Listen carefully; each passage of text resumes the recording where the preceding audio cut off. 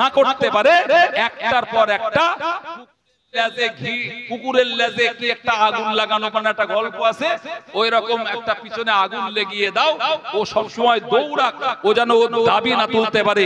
2014 সালে ওই আরএসএস এর মদতপুষ্ট মোদী সরকার ক্ষমতায় আসবার পরে একটার পর একটা প্ল্যান হচ্ছে, পরিকল্পনা হচ্ছে। কখন বলছে ইউনিফর্ম সিভিল কোড করব, দেশে এক দেশ একটা আইন করব, সেই আইনে দেশের সব মানুষ মেনে চলতে হবে। ভাই সে আইনটা কি আইন করবে? তারা যেমন মা বাপ মরলে তাদের আইনে যেমন মুখে আগুন দিতে হয় ছেলেকে, মুসলমানদেরকেও এই আইনে মা মরুক বাপ মরুক মা বাপের মুখে আগুন দিতে হবে। কোন মুসলমান, আমি অন্য ধর্মের কথা বলছি রে, কাউকে ছোট করছি না, বলেন কোন মুসলমানের বাচ্চা বাপ মাকে খেতে দিক আর নাই দিক, যে বাপ জন্ম দিয়েছে, যে বাবা জন্ম দিয়েছে, যে মা জননী পেটে ধরে 10টা মাস কষ্ট করেছে, 20টা হাড় ভাঙলে যে যন্ত্রণা, তার চাইতে বেশি যন্ত্রণা সহ্য করে যে মা সন্তান জন্ম দিয়েছে, যারা মুসলমান, কোশ্চেনকালে ওই মায়ের মুখে এ সন্তান আগুন দিতে পারবে? অন্যরা কে দেয় আর কে দেবে কারো সমালোচনা করছি না। আমরা যারা মুসলমান, আল্লাহ বিশ্বাস করেছি, নবী বিশ্বাস করি, কোরআন মানি, আমরা যারা এতটুকু ঈমান নিয়ে এসেছি, আমাদের এই বিন্দু পরিমাণ ঈমান থাকতে আমার মা মরে গেলে, আপনার মা মরে গেলে আপনি ছেলে হয়ে মায়ের মুখে আগুন দিতে পারবেন?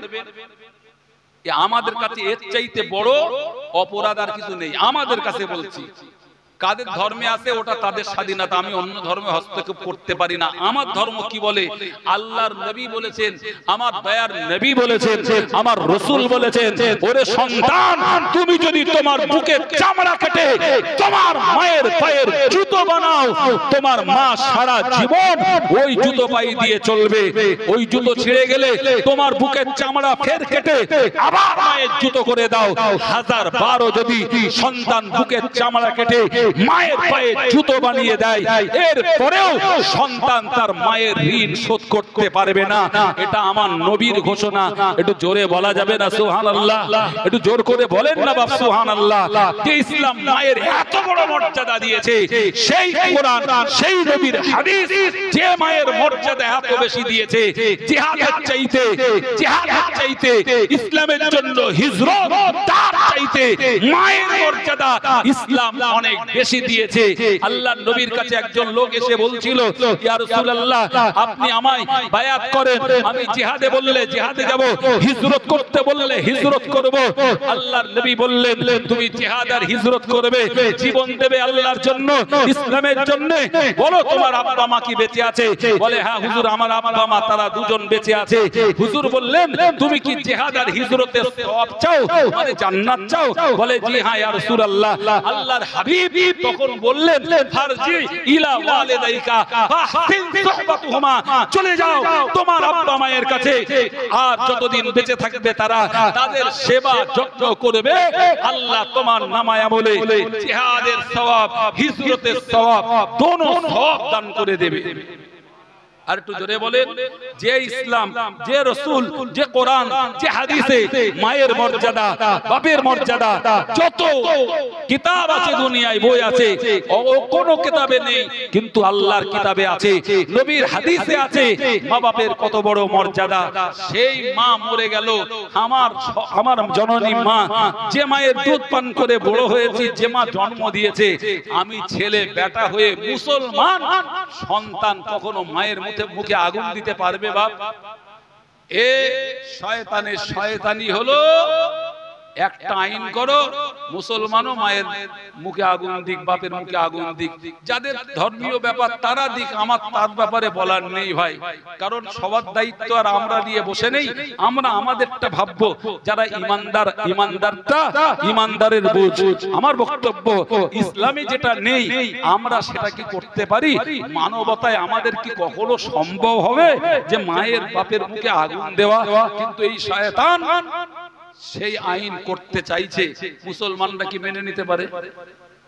সংবিধান যখন প্রত্যেকটা ধর্মের আলাদা আলাদা স্বাধীনতা দিয়েছে, আলাদা আলাদা ল আছে, আমাদের যেমন মুসলিম পার্সোনাল ল, ইসলামী আইনের উপরে আমাদের কিছু পার্সোনাল আইন আছে, দেশের আইনের সাথে সংবিধান স্বীকৃতি আমাদের আইন আছে। আমরা কি কি করতে পারি, আমাদের বিয়ে শাদী, আমাদের হওয়া মরা, আমাদের জানাজা, আমাদের দাফন কাফন, আমাদের গোরস্থান, আমাদের মসজিদ মাদ্রাসা, এ ব্যাপারে সংবিধান যে পার্সোনাল ল অধিকার দিয়েছে, এ শয়তানের কাজ হচ্ছে এই পার্সোনাল ল তুলে দাও, মুসলমানদের আইন বলে আর কোনো আইন থাকবে না। তার মানে কোন কাজ নেই, মুসলমানের কাটি মারি। এই মিথ্যুক, এই শয়তান এর আগে যত প্রতিশ্রুতি দিল দেশবাসীকে, সেই প্রতিশ্রুতি রক্ষা হয়েছে? হ্যাঁ না বলে? বলল সব কালা ধান আয়েগা, মানে কালো টাকাগুলো পুঁজিবাদী যারা, তাদের কাছ থেকে এনে গরিব মানুষ, দেশের নাগরিক 15 লাখ টাকা করে দেবে। আপনারা কি সব খরচ করে ফেলেছেন নাকি? তাহলে দেশের একটা সরকার হয়ে যদি এইরকম মিথ্যে কথা বলে, যে মিথ্যে কথা বলতে পারে, যে মিথ্যে কথা বলতে পারে, মিথ্যে কথা কি কোনো মানুষ বলতে পারে না শয়তান বলতে পারে? কথা বলেন না বাবা। এই বললো আচ্ছা দিন আয়েগা, সবকা সাথ, সবকা বিশ্বাস, সবকা বিকাশ, মানে আচ্ছা দিন আয়েগা। এই তোমার আচ্ছা দিন, মুসলমানরা স্বস্তিতে ছিল, শান্তিতে ছিল, তুমি চাকরি দাওনি তাও মুসলমান কিছু বলিনি, মুসলমানের অধিকার দাওনি তাও তোমার বিরুদ্ধে মুসলমান কিছু বলিনি। শুধু মুসলমান বললে ভুল হবে, দেশের যারা দলিত, আদিবাসী, গরিব, খেটে খাওয়া মেহনতি মানুষের যে অধিকার, সেই অধিকার কিছু দেয়নি। খেটে খাওয়া মানুষ দেখেছে সকালে উঠতে হবে, সারাদিন খাটতে হবে, সংসার চালাতে হবে, যাই এইভাবে দিন গেলেই হলো। জন্মছি একদিন, মরে যাবে একদিন, দুনিয়ার জীবনটা যেভাবে চলে যাক। গরিব মানুষ যারা খেটে খাওয়া মানুষ, এই মেহনতি মানুষ, এই শ্রমজীবী মানুষ, কর্মজীবী মানুষ, এরা তো কোনো কিছু চাইনি যে তুমি এই দাও ওই দাও, তুমি একটার পর একটা শয়তানি করে দেশের মানুষগুলোকে দৌড় করাচ্ছ। খেটে খাওয়া মানুষ খেটে খাবে না, এরা কলকাতায় যাবে মিটিং করতে, ওরা এখানে যাবে মিটিং করতে, ওখানে যাবে মিটিং করতে, মানে একটার পর একটা এমন কালা কানুন তৈরি করে দাও যাতে ওরা পেরেশানিতে থাকে। সেই কুকুরের লেজে কি একটা দেওয়া মতো গল্প আছে, ঠিক ওই শয়তানি কর্মকাণ্ড চলছে। একবার এনআরসি, একবার এনপিআর, একবার সিএএ, আবার শুরু করলো অকাপ। কি শুরু করলো? এই অকাপ নিয়ে যা চলছে, এ নাটক আবার কতদিন চলবে তা আল্লাহ জানে। মুসলমান ভাইয়েরা, বাপজিরা, মা বোনেরা, এতক্ষণ ধরে আমি ঘাম জড়িয়ে আপনার কাছে এই দেশের বাস্তব পরিস্থিতির কিছু কথা বললাম। যদি বলি সারা রাত বললেও শেষ হবে না। ও মুসলমান, একটু আপনাকে দয়া করে বলি, এবার একটা কথা আপনি ভালো করে মাথায় রাখুন। আল্লাহ পাকের নবী জানিয়েছেন, আল্লাহর বান্দারা যখন দিন হারা হয়ে যাবে, ঈমান হারা হয়ে যাবে, সারা শরিয়াত হারা হয়ে যাবে, আল্লাহর বান্দারা যখন আল্লাহর নাফরমানি কাজগুলো বেশি করবে, আমি নবী মুহাম্মদুর রাসূলুল্লাহ সাল্লাল্লাহু আলাইহি ওয়াসাল্লাম আমার আদর্শ ভুলে বিজাতীয় কালচারে যারা ঠোঁটস্থ হয়ে যাবে, অভ্যস্ত হয়ে যাবে, তখন আল্লাহ পাক এদের প্রতি নারাজ হয়ে তার দয়ার মুখটা তিনি ঘুরিয়ে নেবেন, এদের উপরে জালেম শাসক আল্লাহ নিযুক্ত করে দেবেন। এই এতক্ষণ যা গল্প বললাম, কথা বললাম, ভাই এই যে একটা জালেম, এই যে একটা শয়তানি চক্র, একটা গভর্নমেন্ট দেশের মাথায় বসে এই যে মানুষের এই যে অশান্তির মধ্যে রাখছে, এই যে মানুষের মুসিবতের মধ্যে রাখছে, সরকারের দায়িত্ব ছিল মানুষের নিরাপত্তা সুরক্ষিত করা, শিক্ষা দীক্ষা, স্বাস্থ্য, কর্মসংস্থান, চাকরি বাকরি এগুলোকে প্রমোট করা। তা না করে এই যে একটার পর একটা কালা কানুন করে মানুষের বিপদে ফেলে দিচ্ছে। ভাই এই যে জালেম আমাদের মাথার উপরে বয়েছে, এ জালেম, এ শয়তান, হ্যান ত্যান হাজার বলার পরেও একটু নিজেরা আত্মসমীক্ষা করলে ভাই, এই জালেম আমাদের মাথার উপরে বয়েছে, এটা আমরা বুঝতে পারছি। তো আমাদের কিছু ধর্মীয় ব্যাপারে ত্রুটি আছে না নেই? আজ বহু মুসলমান আছে জানেন, মসজিদ ভাল লাগে না, মাদ্রাসা ভাল লাগে না, মসজিদের সাথে মাদ্রাসার সাথে দুশ্মনী করে না? বহু মুসলমান আছে যারা ইসলাম ভালো লাগে না, আল্লাহ ভালো লাগে না, নবী ভালো লাগে না, আল্লাহ সহ্য করতে পারে না, মানে নামে মুসলমান কিন্তু আল্লাহর প্রতি তার কত প্রেম মহব্বত ভালোবাসা নেই, ভক্তি নেই, ভয় নেই, নবীর প্রতি প্রেম নেই, ভক্তি নেই, ভালোবাসা নেই। এরকম মুসলমান আছে না নাই? যে মুসলমানের কাছে শরিয়ত নেই, ইসলাম নেই, দ্বীন নেই, এ মুসলমান শুধু নামে আর কাগজে কলমে, শুধু I card, voter card, pan card, জন্ম সার্টিফিকেট, স্কুল সার্টিফিকেটে সব জায়গায় মুসলমান। আর যদি দাঁড় করে দেখেন আপদ মস্তক, ভাই মেটাল ডিটেক্টর মেশিন ওটাতে ধরলেও ও যে মুসলমান তা বলবে না। এই যে মেশিনটার কথা বললাম না, এয়ারপোর্ট ক্রস করতে গেলে ওই মেশিন চেক করে আপনার কাছে কোনো তেমন জিনিস আছে কিনা। এই তো আমাদের দাদু আমার করিম সর্দার সাহেব কিছুদিন আগে আল্লাহ ওনাকে ঘুরিয়ে নিয়ে এসেছেন ওনারে, তো ওখানে মেশিন ধরলো বাপ, এই যে বাপ না আপ বলিস, দাদু, একবার দাদু বলে ফেলিস আরেকবার বাপ বললি তো সমস্যা, ওনার ছেলেরে চাচা বলি। তো দাদু ঘুরে এসছে, আরো যারা গেছে জিজ্ঞেস করেন, এয়ারপোর্ট ক্রস করলেই আপনাকে মেশিন ধরবে, আপনি কিছু নিয়ে যাচ্ছেন কিনা। তো এমনও মুসলমান আছে মেশিন ধরে দেখেন ওর মধ্যে মুসলমানের তো নেই। ঠিক বলছি না ভুল? আর আমি কারণ নাম করে নিশানা করে ঠিকানা দিয়ে বলছি না, আল্লাহ এবং তার দ্বীনের কথা, শরীয়তের কথা, রাসূলুল্লাহ যা বলে গেছে এটা তো নড়চড় হবে না। মানুষ যখন নাফরমান হয়ে যাবে, মানুষের মন যখন শক্ত হয়ে যাবে, মানুষ যখন দ্বীন হারা হয়ে যাবে, ঈমান হারা হয়ে যাবে, মানুষ যখন সারা শরীয়ত হারা হয়ে যাবে, সেই সময় নাফরমানিমূলক কাজ, পাপের কাজ যখন বাড়তে থাকবে, পারদ যখন চড়তে থাকবে, এই পাপের পারদ যত চড়বে আল্লাহর রহমত দূরে সরে যাবে, তখন গজব এসে চারদিক দিয়ে ঘিরে নেবে। তসবির দানা দেখেছেন বাপ? তসবির দানা সুতোয় বাঁধা থাকে না, কথা বলে না? নবীর হাদিসে আছে তসবির ওই সুতোটা কেটে দিলে দানাগুলো যেমন টপ টপ করে পড়তে থাকবে, ওই দানাগুলো পড়তে সময় লাগবে। তসবির সুতোটা কেটে দেন, দানাগুলো পড়তে কত সময় লাগবে? 100টা দানা পড়তে নাই 100 সেকেন্ড লাগলো, 1.5 মিনিট। হ্যাঁ, আল্লাহ পাক ওই রকম গজব একটার পর একটা দেবে, তসবির দানার মতো আসবে। আমার কথা নয়, হাদিসের কথা। আমি একটুখানি প্রসঙ্গত বলি, লম্বা সময় নেব না, আমি তো ঘরের ছেলে, বাইরের হুজুররা সময় দেবেন, একটু প্রসঙ্গত বলি। এই সম্প্রতিকালে ফিলিস্তিন, যেটাকে গাজা বলা হয়, প্যালেস্টাইনের একটা অংশ হচ্ছে ফিলিস্তিন। এই ফিলিস্তিনের একটা অংশ হলো গাজা, যে গাজাতে একটা এরিয়া মনে করেন, একটা এলাকা, সেখানে মুসলমান বাস করে, সেই জায়গাটা ইহুদিরা দখল করতে যাচ্ছে। তো এমনি তো আপনার জায়গা আমি দখল করলে তো আপনি দেবেন না, আপনি রক্ষা করবেন আর আমি দখল করব, এই তো মামলা।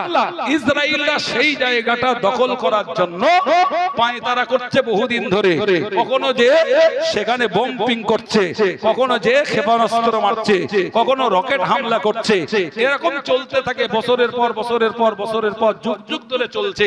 এই রিসেন্ট সেখানে এত পরিমাণ হামলা চালিয়েছে, সব ধূলিসাৎ করে দিয়েছে, সেখানকার মানুষগুলো পালিয়ে গেছে, সেখানকার শিশুগুলো যারা পালাতে পারেনি তাদেরকে যে নির্মমতার সঙ্গে হত্যা করা হয়েছে, নারীদের প্রতি, বয়স্কদের প্রতি যে অবিচারে হত্যা করা হয়েছে, হাজার হাজার মানুষকে যে কায়দায় মারা হয়েছে, দুনিয়ার কোন চোখ থেকে সহ্য করতে পারবে না। যত বড় শক্ত হৃদয়ের লোক চোখে পানি এসে যাবে। এই যে তাদের প্রতি জুলুম, এই যে অত্যাচার হচ্ছে, ভাইরা আমার, ফিলিস্তিন একটা ছোট দেশ, আর গাজা মুসলমান মনে করেন 2 লাখের মতো মুসলমান সেখানে বাস করে, ওই জায়গাটা ইসরায়েল জোর করে কেড়ে নেবে। ভাই ওরা ছাড়বে না, আর এরা তা কেড়ে নেবে, এই নিয়ে ঝামেলা হচ্ছে। এখন ভাই আপনার বাড়ি, আপনার জমি আমি কেড়ে নেব, আপনি তো ছাড়বেন না, কারণ আমি জোর জোর করে নিলে এখন আমার ক্ষমতা দেখাতে হবে।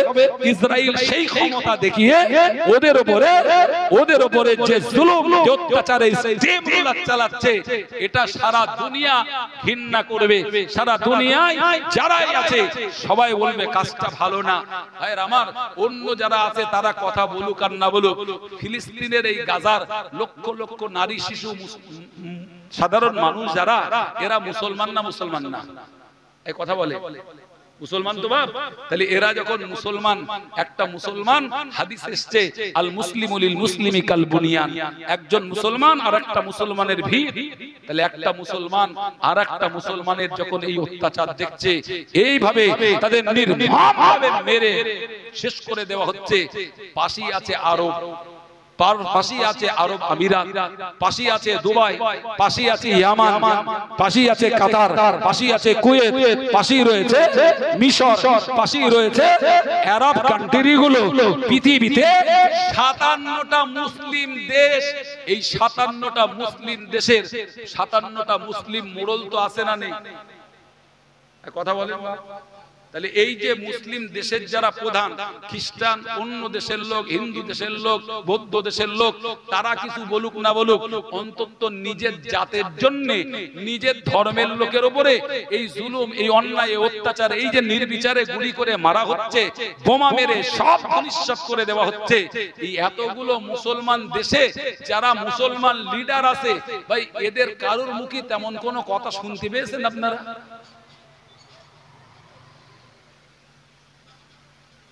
কি বলা বড্ড খারাপ হচ্ছে নাকি? আরে আমার পাশে আমার একটা ভাইকে মেরে ফেলবে একটা বেজাত, আর আমি হাত পা গুটিয়ে বসে থাকবো, আমি কি সত্যি মুসলমান? কথা বলে।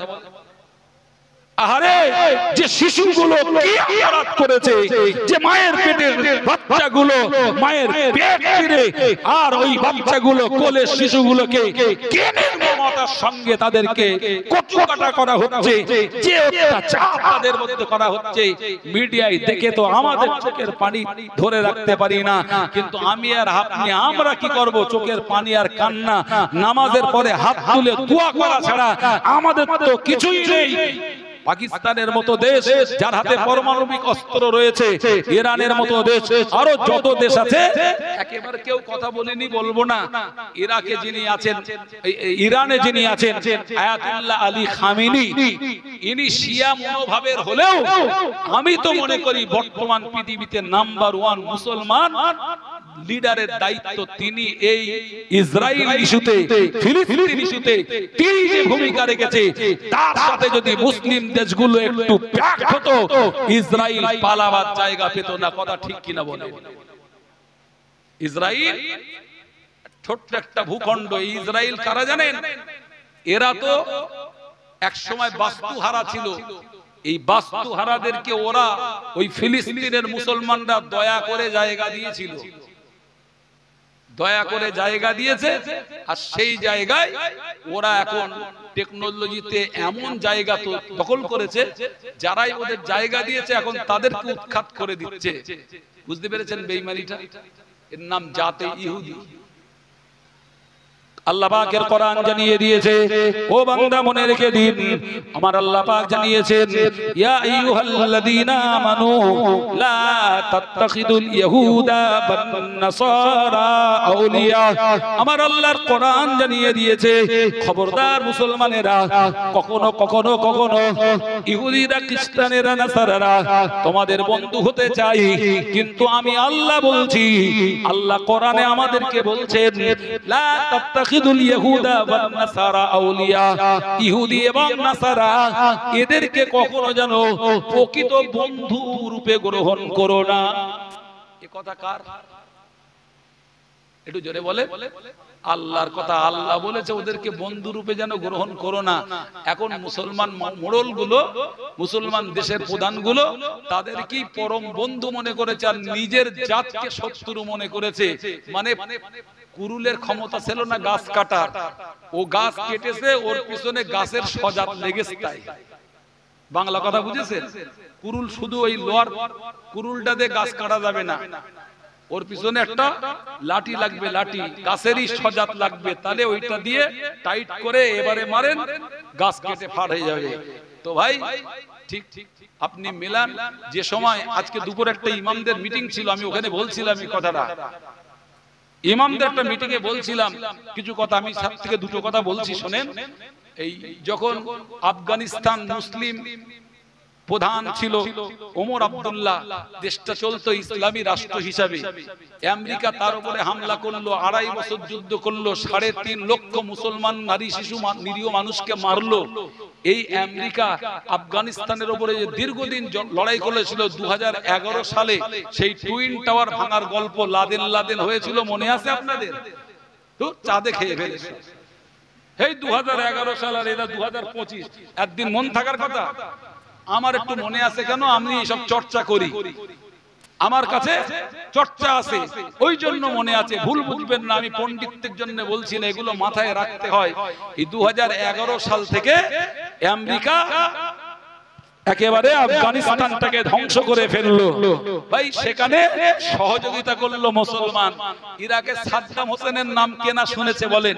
এক সময় পৃথিবীর দাপুটে মুসলিম নেতা ছিল এরদোগান, যেমন ওই যে তুর্কিস্তানের এরদোগান যেমন মুসলমানদের জন্য বলিষ্ঠ কণ্ঠে কথা বলে, সাদ্দাম হোসেন এক সময় ওই জালেমদের বিরুদ্ধে বলিষ্ঠ কণ্ঠে কথা বলতো, আমেরিকার সঙ্গে লড়াই পর্যন্ত করেছে। সেই সাদ্দামকে আর ইরাককে শেষ করে দেওয়ার জন্য ওই আমেরিকা লড়াই করেছে, জায়গা দিয়েছে আপনার খালাতো ভাই। আপনার খালাতো ভাইকে আমেরিকার থেকে ইরাকে লড়াই করা কঠিন, তাই মাঝখানে যুদ্ধ করার জন্য একটা ঘাঁটি দেশে জায়গা দেশে আমাদের খালাতো ভাই পাকিস্তানের মামুরা। বড্ড ভুল বলছি? তাহলে মুসলমানকে শেষ করার জন্য ইহুদি খ্রিস্টান তারা যেমন বদ্ধপরিকর, তারা যেমন লড়াই চালিয়ে যাচ্ছে, সেই সাথে সাথে মুনাফিক মার্কা মুসলমান তাদের জায়গা তৈরি করে দিচ্ছে। সারা দেশ যখন ওয়াকফ বিরোধী আন্দোলন করছে, আমার দেশের কিছু শিয়া মুসলমান তখন মোদির পাততলায় গিয়ে তেল মল চাচ্ছে, বলছে মোদি চাচা তুমি ভালো কাজ করেছো। খবরে দেখেননি আপনারা? দাড়িওয়ালা বলো, আমার চাইতে এরকম বড় বড় দাড়ি, আপনাদের চাইতে বড় বড় দাড়ি, ইয়া পাঞ্জাবি পরেছে। ওরা সুন্নি না, সুন্নি হলে আমাদের আর একটু কষ্ট লাগতো ভাই, সুন্নি না, শিয়া মাল। শিয়া মানে বুঝতে পেরেছেন তো? যারা আমার নবীকে শেষ নবী মানে না। আর বাকিটা বলছি না, আমি লম্বা সময় দেব না, আমার আর একটা দাওয়াত আছে। আর আমার পরের যারা হুজুর তারা হচ্ছে স্পেশাল হুজুর, আমি তো লোকাল, আপনাদের ঘরের লোক, আমার কথা আজ না হয় কাল শুনবেন। তো হযরত মাওলানা শাহানুর আলম সাহেব হুজুরকে আনার জন্য বলছি, উনি আসবেন। আস্তে আস্তে এই সমাপ্তির দিকে দু চারটে কথা বলছি শোনেন। আজকে এই সারা পৃথিবীতে মুসলমান কি এক আছে? আর হবে বলে মনে হচ্ছে? সামান্য কলকাতায় একটা সভা হবে, আমার আগে হাফেজ সাহেব বলছিল, তখন আপনারা সবাই ছিলেন না।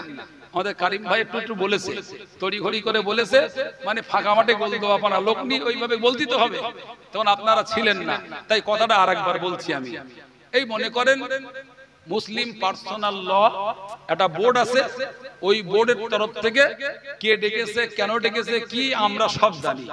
বিস্তারিত খুলে খালে মেলা বলার দরকার নেই।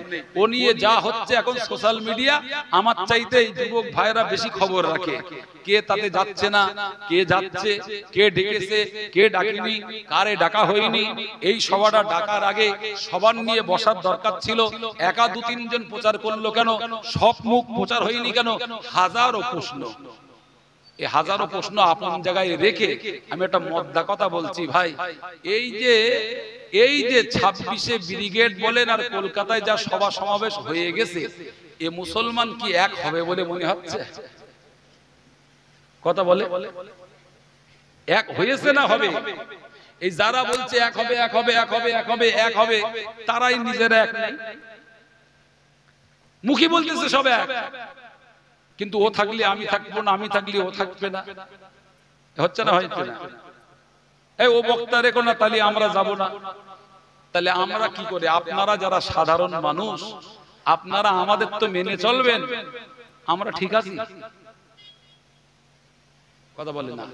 তারপরেও বলছি, ভুল বুঝবেন না, এই ইস্যুতে মুসলমানরা কে থাকলো আর কে থাকলো না, তবুও সমর্থন করে মত বিনিময় করে বলেছে, হ্যাঁ আমরা এই ওয়াকফ কালা কানুনের বিরুদ্ধে, ওয়াকফ সম্পত্তির যা অধিকার ছিল তাই থাক।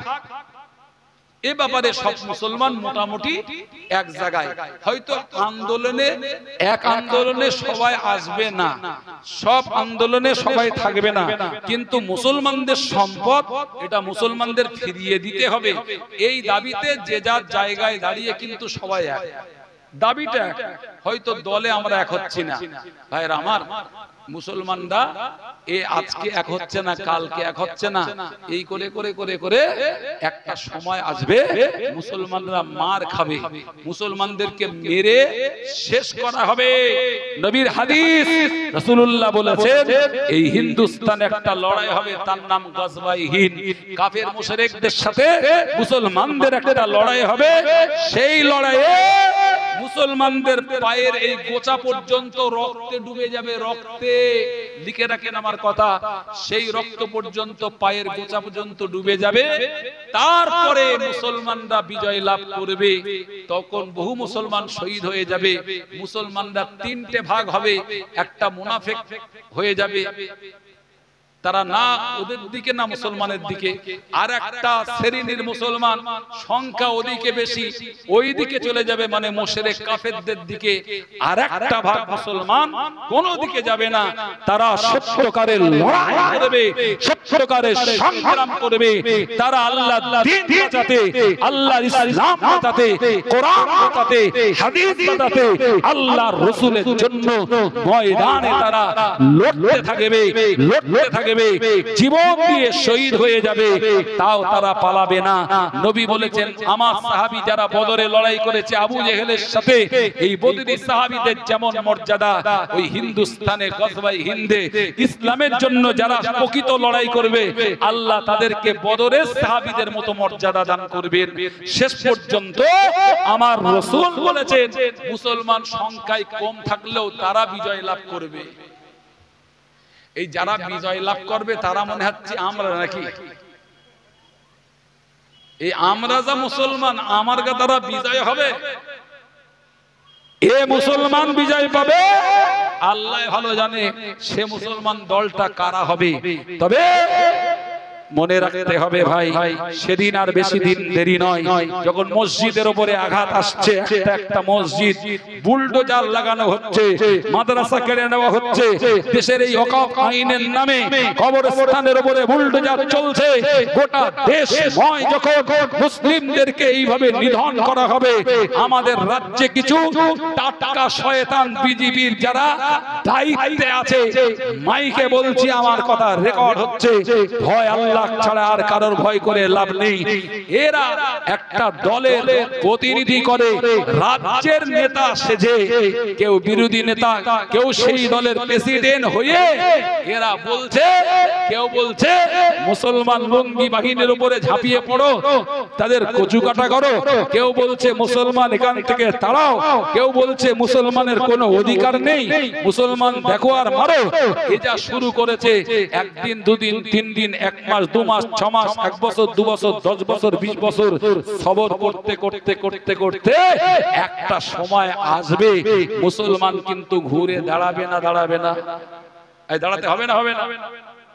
আপনার সামনে আপনার বাপকে অপমান করা হবে, আপনার বাপ দাদার কবরের উপরে বুলডোজার চলবে, আপনার সামনে আপনার মসজিদ শহীদ করা হবে, আপনার তৈরি করা মাদ্রাসার উপরে স্টিম রোলার চলবে।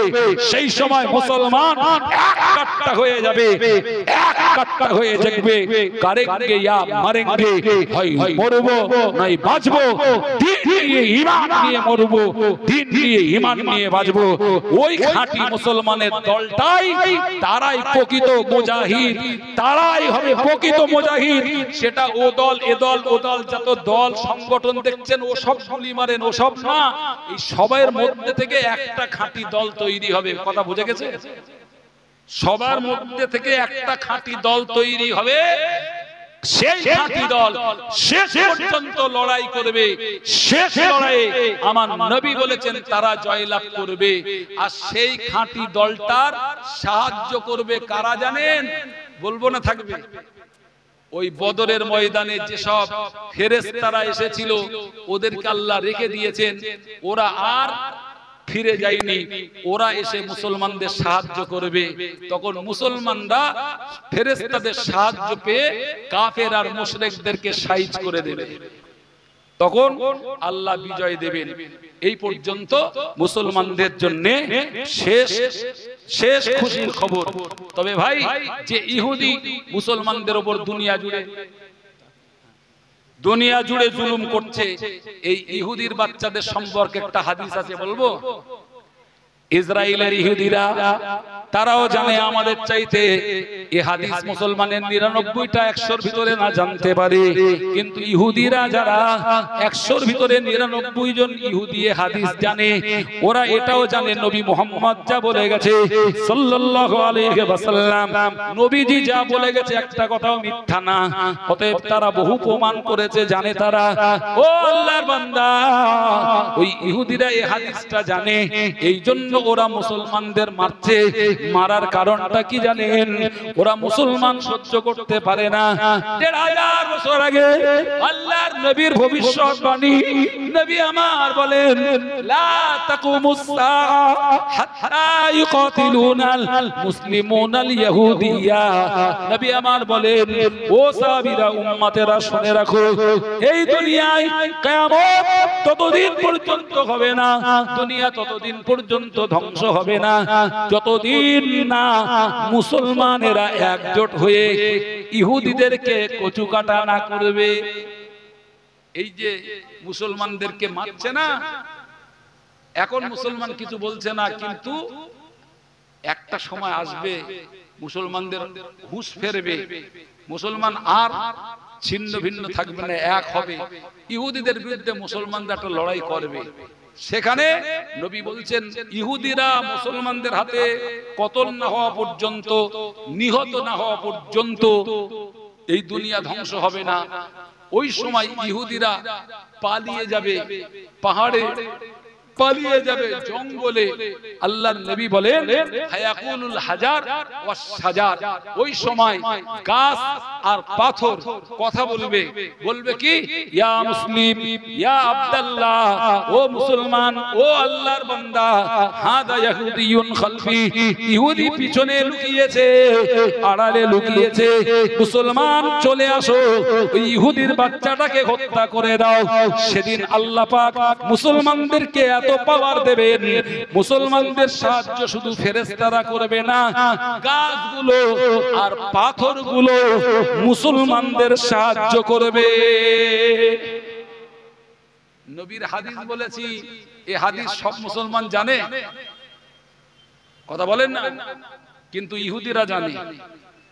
ওরা জানে হযরত মুহাম্মদ সাল্লাল্লাহু আলাইহি সাল্লাম যখন বলেছেন মুসলমানদের হাতে আমরা না মরা পর্যন্ত দুনিয়া ধ্বংস হবে না, কিয়ামত হবে না, ওরা সেটা জানে বলি ওরা অন্যের দুশমন না, অন্যের বিরুদ্ধে ওরা কিছু করে না। ওদের একটাই টার্গেট, মুসলমান মেরে শেষ করে দাও। মুসলমান মেরে দিলে তাহলে আমাদের আর শত্রু থাকবে না। কিন্তু ভাই, কড়া মুসলমান মারবে, গাজায় মেরেছে সমর্থন করছি না, 2000, 10,000, 20,000, 50,000, 1 লাখ, 2 লাখ মারলে, 2 লাখ মারলে কি মুসলমান সব মরে যাবে? বর্তমান পৃথিবীতে গোটা ওয়ার্ল্ডে 200 কোটির বেশি মুসলমান, কম বেশি, কত কম বেশি 200 কোটি ধরেন, 200 কোটিটা খাও না, এই এতটা লোক যা বয়েছেন গুনে দেখেন কটা হয়, দেখাচ্ছে বহু লোক। 200 কোটি বর্তমান পৃথিবীতে মুসলমান, কিন্তু দুর্ভাগ্য ভাই, মুসলমানের মিল নেই।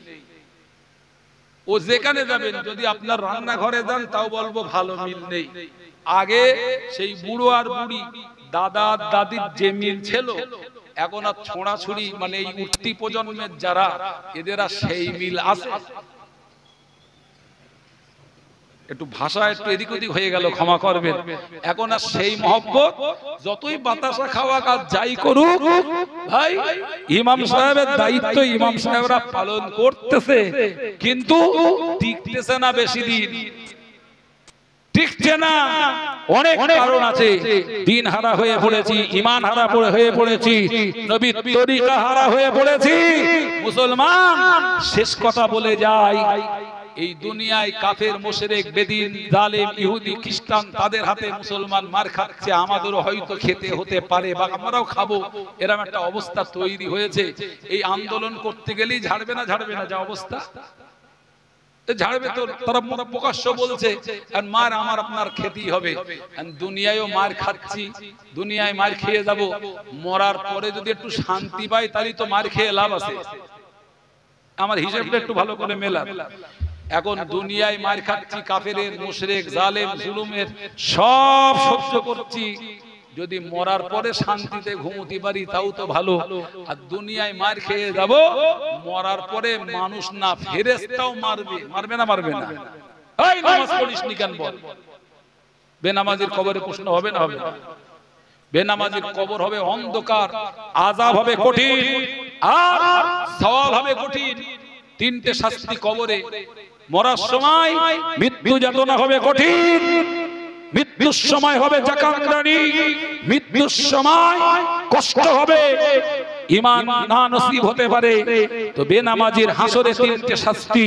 একটা হলো হিসাব কঠিন হবে, পোখার রৌদ্রের তাপ পুড়তে হবে, আরশে ছায়া মিলবে না, আর জাহান্নামে যেতে হবে। যখন লোকেরা জিজ্ঞেস করবে আনিল মুজরিমিন মা সালাকাকুম ফি সাকার, ও পাপীর দল কেন জাহান্নামে এলে, জাহান্নামী হলে কেন? তারা নিজেরাই বলবে মুসলমান ছিলাম, নবী মানতাম, আল্লাহ মানতাম, কোরআন মানতাম, কিন্তু ক্বালু লাম নাকু মিনাল মুসাল্লিন। তারা বলবে আমরা মুসল্লি মানে নামাজি ছিলাম না। কোরআনে আছে তো নাকি ভাই? হাফেজে কোরআন আমার পাশে বসে আছে, আর আপনারাও শুনেছেন। ওই সময় তারা বলবে ক্বালু লাম নাকু মিনাল মুসাল্লিন, আমরা তো মুসল্লি, নামাজি ছিলাম না। নামাজি না থাকার কারণে আজ জাহান্নামে পড়তে হয়েছে। ঈমানদার একদিন না একদিন জাহান্নাম থেকে আবার রেহাই পাবে, সেটা কত কোটি বছর, লাখ বছর পরে আল্লাহ জানে। তার আগ পর্যন্ত তো বেনামাজি হওয়ার কারণে জাহান্নামে পড়তে হবে। কোরআন বলছে ভাই, এরপরেও বহু মুসলমানের নামাজ নেই। এরকম মুসলমান আছে না নেই? আল্লাহু আকবার। বহু মুসলমান জুমাটাও পড়ে না, বহু মুসলমান ওয়াক্তীয় নামাজ তো দূর কিনার, জুমার দিনে যায়, দেখা দেই পালিয়ে আসে, 2 রাকাত পড়িয়ে দিলেই মসজিদ অর্ধেকের বেশি খালি। এ ঠিক বলছি না ভুল? 2 রাকাত পড়ে পালাচ্ছে। এই মুসলমান ঘন্টা পর আড্ডা দেবে, চা খাবে, চার দোকানে বসবে, টেলিভিশন দেখবে, ক্যারাম বোর্ড খেলবে, তারপর সেই কি বলে মোবাইলে কি খেলা উঠেছে সব, পাবজি মানে ফ্রি ফায়ার, আরো কত কিছু, ওতে ঘন্টার পর ঘন্টা, দিন রাত 24 ঘন্টা সময় চলে যাবে। এ মুসলমানের কষ্ট নেই, ব্যথা নেই, সমস্যা নেই। মসজিদে ঢুকেছে তা যত জ্বালা, তাড়াতাড়ি বেরোতে পারলি না। ঠিক বলছি না ভুল? পরের কথা কি আছে জানেন? কোরআনে ওই আয়াতের পরের আয়াত এসেছে ওয়ালাম নাকু নুতইমুল মিসকিন। আমরা নামাজ পড়িনি, এটা একটা অন্যায়। আর একটা অন্যায় হচ্ছে মিসকিনদের খেত দেইনি। আমার ছিল দোয়ার মতো, কিন্তু প্রতিবেশী গরিব, এদের দিকে দেখিনি, ওদের এক মুঠো ভাত দিইনি। একটা কাপড়ের দরকার ছিল, ওদের দিইনি আমি। পাশে একটা এতিমখানা ছিল, এতিম গরিব বাচ্চাগুলো সেখানে নিখরচায়, আংশিক খরচায়, সামান্য খরচায় পড়াশোনা করে। তাদের হোস্টেল, তাদের ইলেকট্রিক বিল, তাদের চিকিৎসা প্রতিষ্ঠান পরিচালনা করতে বহু টাকা ব্যয়। সেই টাকা কিছু মানুষ ভিক্ষে করে তারা এক জায়গায় করে কষ্ট করে চালায়। আমি দেওয়ার মতো সামর্থ্যবান ছিলাম, কিন্তু দেইনি। নিজে নিজে বলবে, বলো, আমি বলছি না, কোরআন বলছে, ওরা নিজেরা বলবে। ক্বালু জমার সিগা এসছে, আরবি গ্রামার তো এখন বোঝানোর সময় নেই, যেটা সহজে বুঝতে পারেন। তারা বলবে, তারা মানে কি একজন? তারা জাহান্নামীরা বলবে নাম্বার 1 অপরাধী আমরা নামাজ পড়তাম না, দ্বিতীয় অপরাধী আমরা ওয়ালাম নাকু নুতইমুল মিসকিন, মিসকিনদের দুমুঠো খাওয়া দিতাম না। বহু লোক আছে ভাই দুমুঠো দেয় না, বরং ওদের মুখের আহার কেড়ে নেওয়ার জন্য আরো লোককে বানা করে দিশনে হয়। এই ঠিক বলছি না? নিজে তো দেয় না, আবার অন্য যে দেবে তারে মানা করে, মনে করে আমি বিরাট দলবাজি করতেছি, ওর বিরুদ্ধে করছি। সত্যি কি কারোর বিরুদ্ধে, ইমাম সাহেবের বিরুদ্ধে না অমুক হুজুরের বিরুদ্ধে না অমুকের বিরুদ্ধে, কি কারোর বিরুদ্ধে হচ্ছে না? আসল হিসেব করে দেখেন বিরোধিতাটা আল্লাহর সাথে হচ্ছে। মসজিদের সাথে বিরোধিতা করা মানে ইমাম সাহেবের নয়, আল্লাহর সাথে করা। মাদ্রাসার সাথে বিরোধিতা করা মানে সেটা নবীর সাথে করা। জি ভাইরা আমার, ব্যক্তি মানুষ ভুল হতে পারে, ত্রুটি হতে পারে, শুধরে নিয়ে সেগুলোকে যদি মানিয়ে নিয়ে কম্প্রোমাইজ করে নিয়ে আমরা একটু স্যাক্রিফাইস করে চলতে পারি, আশা করি জাতির লাভ হবে, জাতির কল্যাণ হবে, জাতির ফায়দা হবে, জাতির এই অবস্থা দেখতে হবে না।